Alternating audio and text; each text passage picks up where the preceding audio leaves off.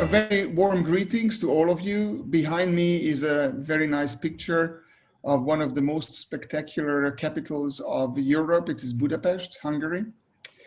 In fact, I'm not working in Szeged anymore, but at the University of Pécs and also in Poznan. But nevertheless, I'm still involved with critical care and anesthesiology, which is my main profession. And these are my disclosures, and you can see that I'm a medical director for Cytosolvent Europe as well as I have other disclosures. Going back to the main topic of cytokines, this gentleman is Professor János in Hungarian, but Hans in German, so Professor Szeged. And he was born in Hungary, but then performed his research in Montreal, Canada, for the rest of his life. And this is a paper, very important for all of us, published in 1936 in Nature. And he was experimenting these rats. And what he did was that he exposed the rats to acute non-specific injuries, several, burn, trauma, whatever. And what he discovered was that there was a typical syndrome that appeared after the injury, after a certain period of time. And this was independent of the nature of the damaging agent. And it was rather a response to the damage. You know what it was? This was the discovery of stress. So this is how Professor Szeged discovered stress. And he was nominated for a Nobel Prize, never got it. And then he was nominated for 16 times later for other reasons for Nobel Prize, never got any of them. But his intuition and his discoveries linger on. And this is how we got to this discovery. Then this was when we discovered that damage and pathogen associated insults are extremely similar even on the molecular level. What does DAMP mean? DAMP means damage-associated molecular patterns. This will be produced after any type of insult to the cells, when the cellular structure itself is damaged. Surgery, trauma, pancreatitis, in other words, sterile inflammation, ischemia, reperfusion, whatever. And the striking discovery was that just as in Szeged's experiment, the animals responded the same way, regardless whether it was heat, trauma, surgery, whatever, we respond the same way, regardless whether it is damage or pathogen-associated insult. PAMP means pathogen-associated molecular patterns, and the striking discovery is this, that the cytokines, the released molecules are almost the same, or exactly the same, regardless whether it is DAMP or PAMP. Now, this is not just a privilege for the critically ill. You and me, in front of the screens or in the audience, we all suffer PAMPs and DAMPs daily. Like, look at this. This boxer's face and this knee after knee replacement surgery, they will show the local signs of inflammation tomorrow. They will be swollen, tender, hot, red, showing all the signs. But both the boxer and this woman will return to normal life after a few days, no problems whatsoever. And we do suffer infections, local infections or systemic infections like a flu, regularly. But after a few days, this child will heal without any medical help. So we can recover from these insults. Why? Because we produce cytokines. So a very important message is that cytokines are essential to conquer injuries, any type of injury. So these are not evil cytokines. This is a necessity, a must to overcome these problems. But this can only help us if we are healthy. So what does it mean to be healthy? This is a recent paper in which we summarize this philosophy. And for me, health means a balance between the antagonistic forces. And this is what yin-yang depicts. This is a balance between the antagonistic forces. And just think about homeostasis. It is a balance between acid and base. Two antagonistic forces, but they must be in balance for your homeostasis, your pH, to work properly and to be alive. The same holds true for pro and anticoagulation. These are not enemies. These are two equally important but antagonistic forces, but they must be in balance to prevent you from deep venous thrombosis, stroke, but also stop the bleeding when you cut your finger. Oxidants, antioxidants, the same story. We need both. It's not like antioxidants are good and oxidants are bad. No, we need both, but they must be in balance. And from this whole story of sepsis, this is the most important, the pro and anti-inflammatory forces and their balance. This is a very nice paper, and you know Didier Payen. He was in India several times and gave lectures on critical care conferences. And this is a very important paper. I quote that every time. What you can see on this figure is that we have the immune system with the two main components, the innate and the adaptive immune system. Let's call these the pro and the anti-inflammatory forces. And what you can see here, that these forces function on a baseline level when you are healthy. But when you are ill, the immune system, or you injure yourself, it doesn't matter, your immune system changes gear, increases its activity. But it's not only the pro, but also the anti-inflammation. The role of pro-inflammation is to kill the invaders, to get rid of the dead tissue, to save you from all the debris and the toxic materials. The role of the adaptive immune system, the anti-inflammation, is to keep this war under control. And if you are healthy, after a few days, you will recover. And the first problem is here, that in our patients who are critically ill, this nicely tuned balance goes out of hand, out of order, and pro-inflammation overwhelms anti-inflammation. In other words, the body becomes its own enemy. Our immune system becomes our own enemy, and these patients can die early due to septic shock or to hyperinflammatory shock.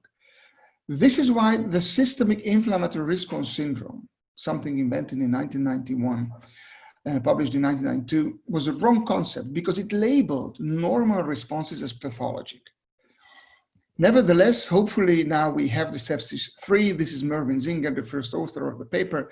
And now we define sepsis as organ dysfunction due to dysregulated host response. So let's go back to this figure, the balance between pro and anti-inflammation. If our patients survive the initial hyperinflammatory period, they can go into a late phase that is called immunosuppression, immunoparalysis. And these patients are very prone to multi-drug resistant strain infections. These patients are extremely sensitive, and we have to take special care for them. So if you interfere with the inflammatory system, it is a double-edged sword. If you do it early, when you time your anti-inflammatory therapy, it may be helpful. But if you time it late, you may do harm.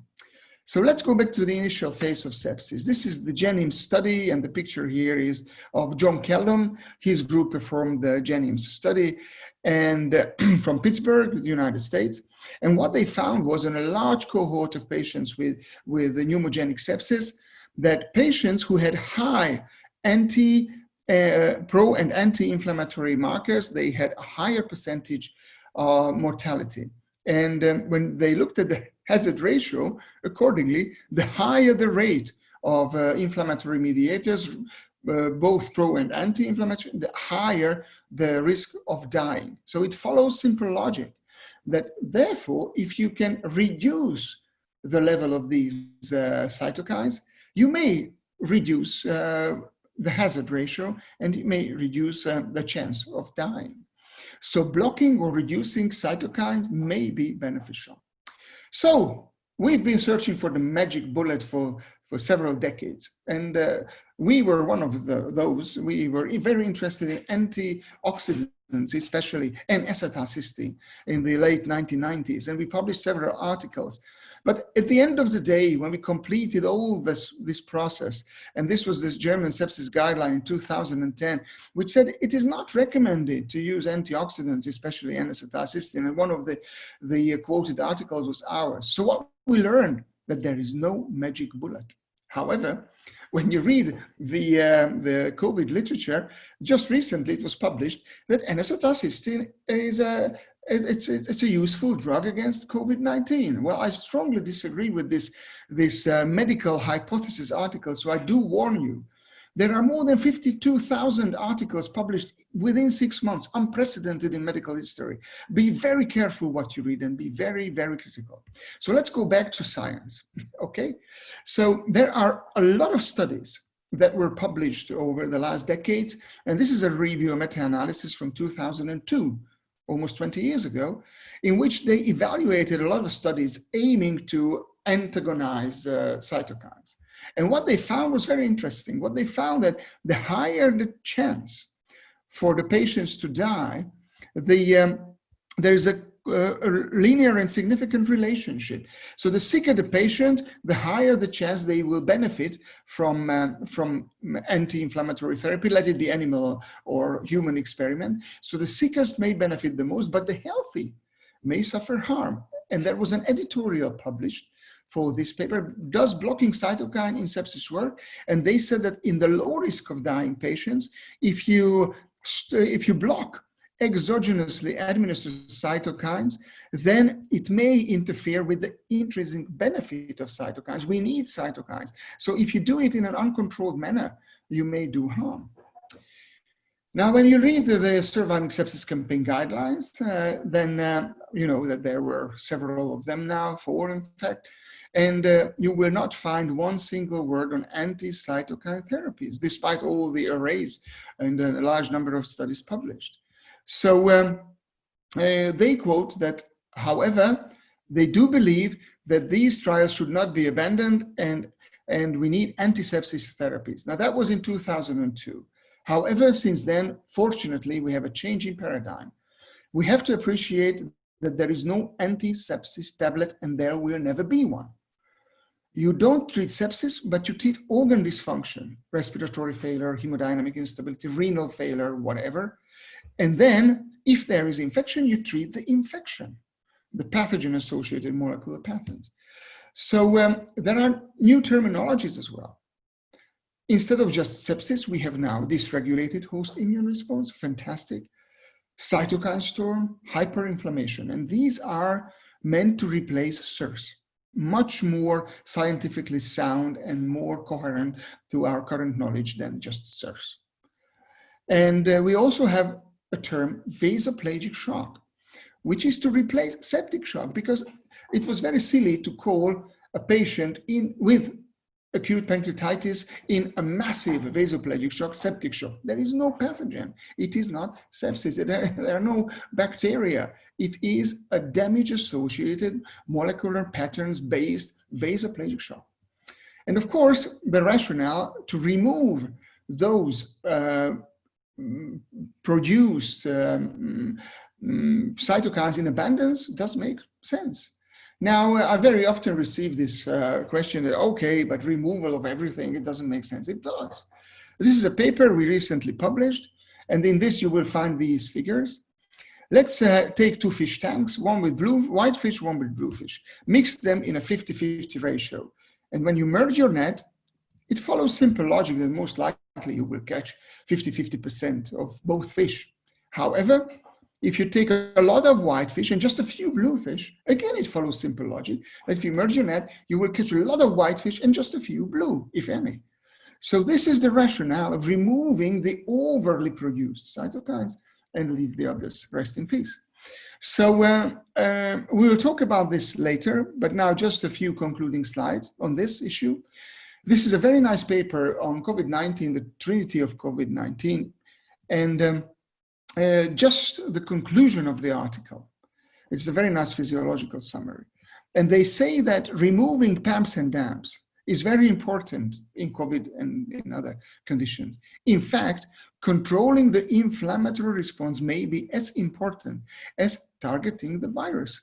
Some authors from the Netherlands go as far as they say that because septic shock originates from severe host response, then these patients may benefit more from hemoadsorption therapy than antibiotics alone. And we are talking about septic shock. A very provocative statement. And this is how we, my good friend Jan Bakker, who is the editor-in-chief of the Journal of Critical Care, in this editorial we both wrote, we summarized the whole thing, that there is an injury, regardless whether it is damage or pathogen, there is a host response. And some patients will get critically ill. And you can stabilize these patients, fortunately, in large numbers, and they will recover. There are those who will develop hyperinflammation. And then there will be those patients in whom you cannot help. And there will be those who you stabilize again, and they will recover. And this is the gray zone. Those who develop this cytokine storm, and your conventional measures do not seem to work, in whom you can consider, and possibly you should consider, some adjuvant therapies to modulate the immune response. So more on this in a bit of time.